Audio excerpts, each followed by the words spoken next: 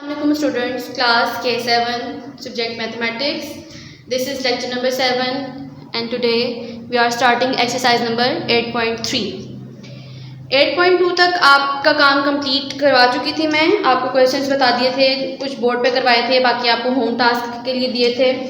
अब 8.3 में हमें जो क्वेश्चन दिया गया है वो है मल्टीप्लाई।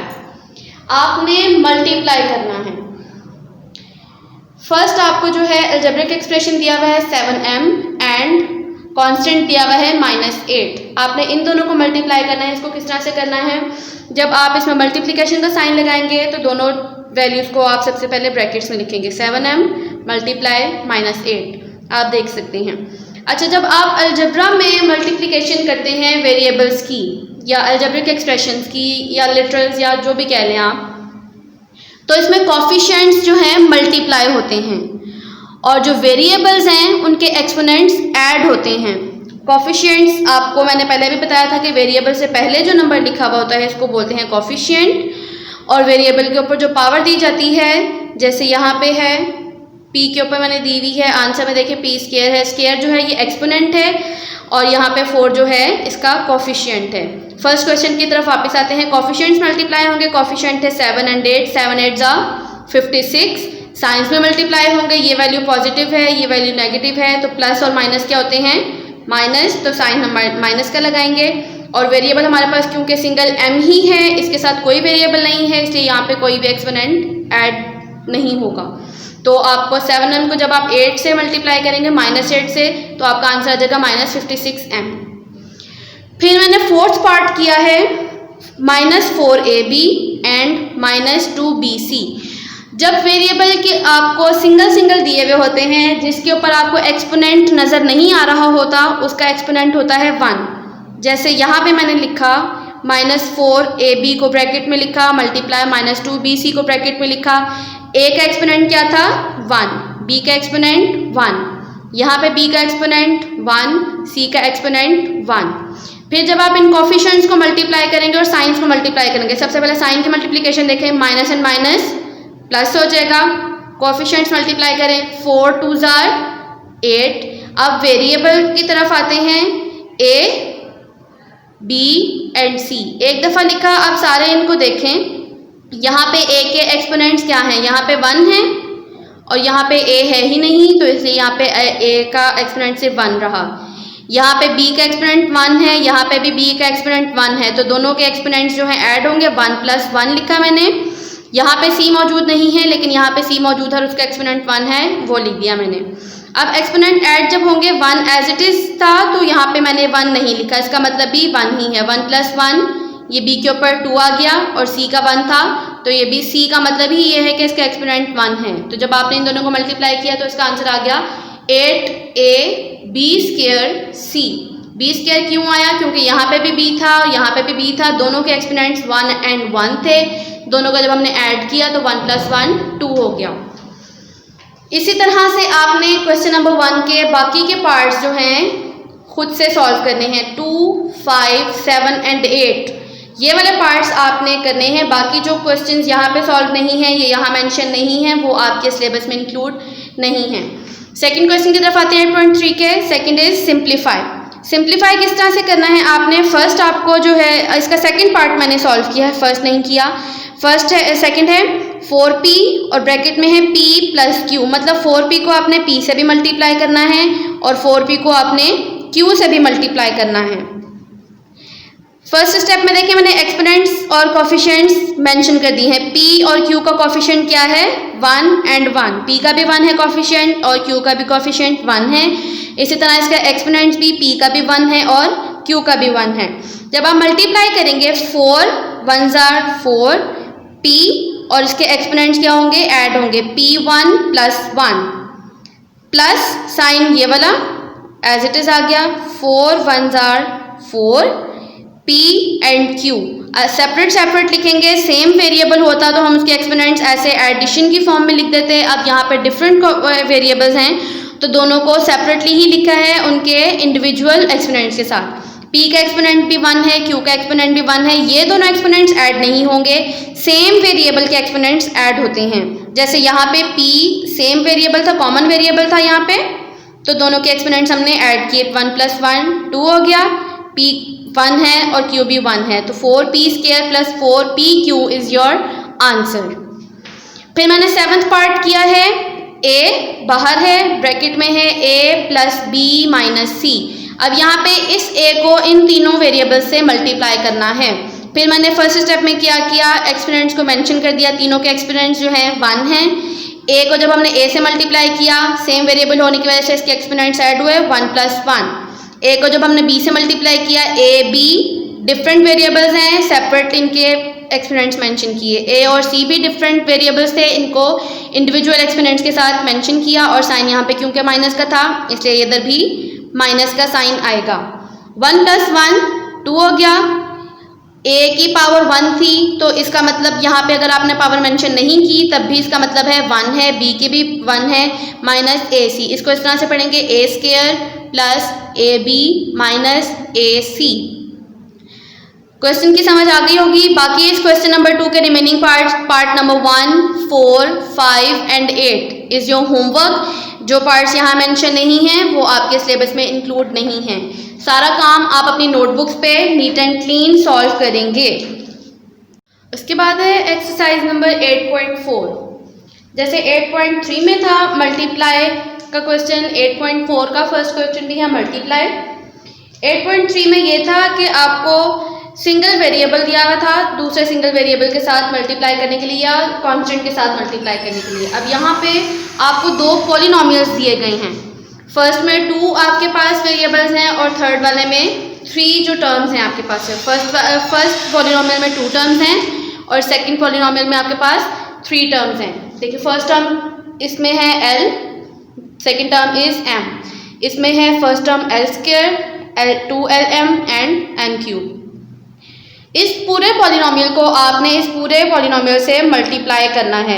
यहाँ पे बीच में जब आपके पास 2 पॉलिनोमियल्स दिए गए हों या ब्रैकेट के फॉर्म में 2 वेरिएबल्स भी दिए गए हों, तो इसका मतलब है जब साइन बीच में कोई मौजूद नहीं है प्लस या माइनस का, इसका मतलब ये होता है कि ये 2 वेरिएबल्स या 2 पॉलिनोमियल्स आपस में मल्टीप्लाई हो रहे हैं। फर्स्ट स्टेप में एज इट इज़ मैंने क्वेश्चन जैसे था वैसे ही लिखा। अब सेकेंड स्टेप में मैंने ब्रैकेट खोल दी।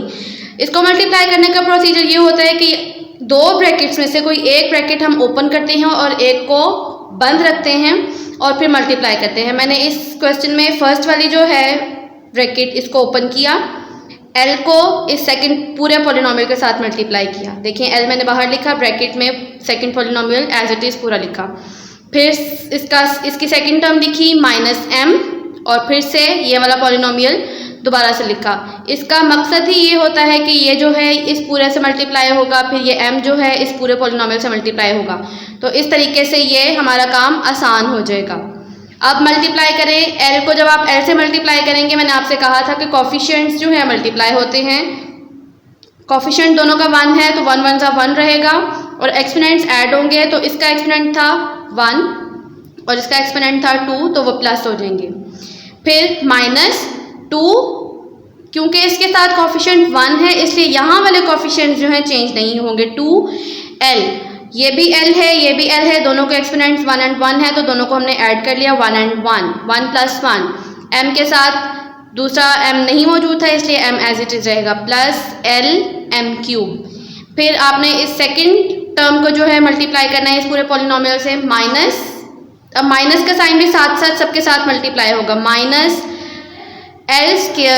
m, या इसको आप ml² भी लिख सकते हैं। फिर minus and minus plus 2l ये वाला और m ये भी है, 2 जगह m है तो दोनों के एक्सपोनेंट्स हम ऐड करेंगे 1 + 1, माइनस प्लस माइनस की वजह से यहाँ पे हम माइनस लिखेंगे, m इसके एक्सपोनेंट्स भी ऐड होंगे 3 + 4, यहाँ पे मैंने डायरेक्ट ऐड कर दिया m⁴। यहाँ पे जो मैंने एडिशन के साथ लिखे ये आपको समझाने के लिए लिखे हैं और यहाँ पे मैंने डायरेक्ट लिख दिया है क्योंकि आपको समझ आ चुकी है। फिर है l³, जब आप इसको ऐड कर देंगे इसको हम पढ़ेंगे l³ - 2l² plus lm³ minus l² plus 2lm² minus m⁴। इसके सेकंड लास्ट स्टेप में मैंने क्या किया कि सेम वेरिएबल्स वाली वैल्यू जो थी उनको साथ साथ लिखा और फिर वो साइंस के अकॉर्डिंग ऐड हो रही हैं या सब्ट्रैक्ट हो रही हैं, मैंने उनको उसी तरह से सॉल्व किया। एल क्यूब क्योंकि सिंगल था इसलिए L cube as it is रहा। एल स्क्वायर एम दो वेरिएबल्स हैं विद डिफरेंट कोफिशिएंट्स, तो -2 L square M and minus L square M, इन दोनों को साथ लिख दिया। वेरिएबल्स देखें दोनों के सेम हैं, L square M plus L M cube, इसका कोई साथी नहीं है इसलिए सेपरेट लिखा जाएगा, प्लस 2l एम स्क्वायर, इसका कोई भी पार्टनर नहीं है इसलिए इसको सेपरेट लिखेंगे, एंड माइनस एम पावर 4, इसका भी कोई भी कंपेनियन नहीं है। अब ये दो क्योंकि सेम हैं, साइंस इनके आप देखें minus and minus, minus minus क्या होता है, प्लस होता है। अब यहाँ पे हम मल्टीप्लाई नहीं कर रहे हैं इसलिए यहाँ पे साइन चेंज नहीं होगा, साइन बड़ी वैल्यू का आएगा, लेकिन दोनों वैल्यूज ऐड होंगी। 2 + 1 ये देखिए 3 एल स्क्वायर एम, दोनों के साथ माइनस था तो यहाँ पे भी माइनस आएगा। वैसे बड़ी वैल्यू के साथ वाला साइन आता है, तो आप अगर बड़ी वैल्यू के कॉन्सेप्ट से भी देखें तो 2 बड़ी वैल्यू है और उसके साथ माइनस है तो यहाँ पे भी हमारा माइनस आएगा। फाइनल आंसर है हमारा L cube -3 L square M plus L M cube plus 2l M square minus M power 4। इस क्वेश्चन की ही तरह से बाकी सारे क्वेश्चंस आपने इसके सॉल्व करने हैं। 8.4 का क्वेश्चन नंबर 1, उसका पार्ट 1 से लेकर पार्ट 6 तक सारे, और फिर पार्ट 8 ये आपका होमवर्क है।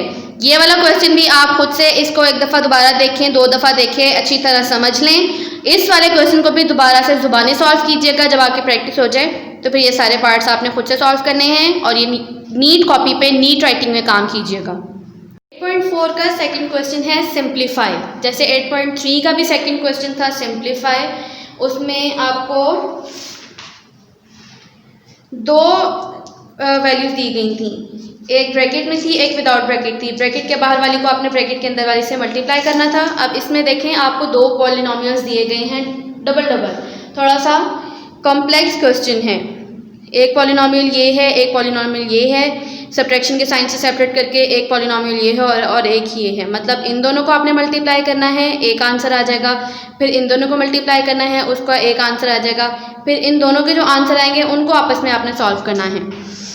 फर्स्ट वाले पोर्शन में देखें, मैंने आपसे कहा था एक ब्रैकेट को आपको लाजमन ओपन करना पड़ता है। पहले क्वेश्चन जो मैंने किया उसमें छोटी वाली ब्रैकेट ओपन की थी, अब मैं इसमें ये वाली ब्रैकेट ओपन कर रही हूँ। 2m स्क्वायर बाहर आ जाएगा, m + 2 as it is, -5m m + 2 + 4m + 2। अब माइनस के दूसरी तरफ वाला क्वेश्चन सॉल्व करने लगे हैं, पोर्शन सॉल्व करने लगे हैं, तो माइनस का मैंने साइन मेंशन किया और सेकंड पोर्शन जो हम करने लगे हैं उसको मैंने ब्रैकेट्स के साथ लिया और इसमें भी फर्स्ट ब्रैकेट को ओपन कर दिया, m स्क्वायर को मल्टीप्लाई किया 2m - 3 से, फिर +7m को मल्टीप्लाई किया 2m - 3 से, और फिर -8 को मल्टीप्लाई किया 2m - 3 से, और ये ब्रैकेट जो हमने सेपरेट करने के लिए लगाई थी उसको हमने क्लोज कर दिया। सेकंड स्टेप में मल्टीप्लिकेशन कर दी, एक्सपोनेंट्स क्योंकि ऐड होंगे तो हमारा ये बन जाएगा 2m cube plus 4m square. 4 कैसे आया, कोफिशिएंट्स मल्टीप्लाई हुए, 2 × 2 = 4 एंड m स्क्वायर, फिर -5m square -10m plus 4m plus 8 minus, अभी मैंने ये वाली सेकंड ब्रैकेट ओपन नहीं की, इसको मल्टीप्लाई किया है तो ये बन गया 2m cube -3m square plus 14m square -21m -16m and +24। Plus क्यों आया, क्योंकि ये माइनस मल्टीप्लाई हुआ है, माइनस एंड माइनस प्लस।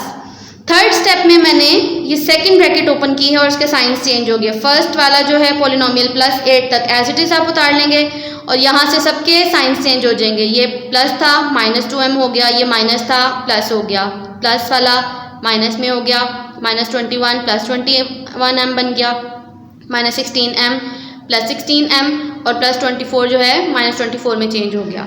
अब ये देखिए मैंने लाइंस लगाई हैं हर 2-2 वेरिएबल्स पे, इनको मैंने सॉल्व करके नीचे लिख लिया है और साथ साथ मैंने क्या एक काम किया है कि जो सेम वेरिएबल से सेम वेरिएबल वाली वैल्यू को इकट्ठे लिखा, प्लस यहाँ पे 2m क्यूब था, दूसरा -2m क्यूब था, उन दोनों को इकट्ठा लिख लिया। प्लस और माइनस ऑपोजिट साइंस होने की वजह से इन दोनों ने एक दूसरे को कैंसिल कर दिया।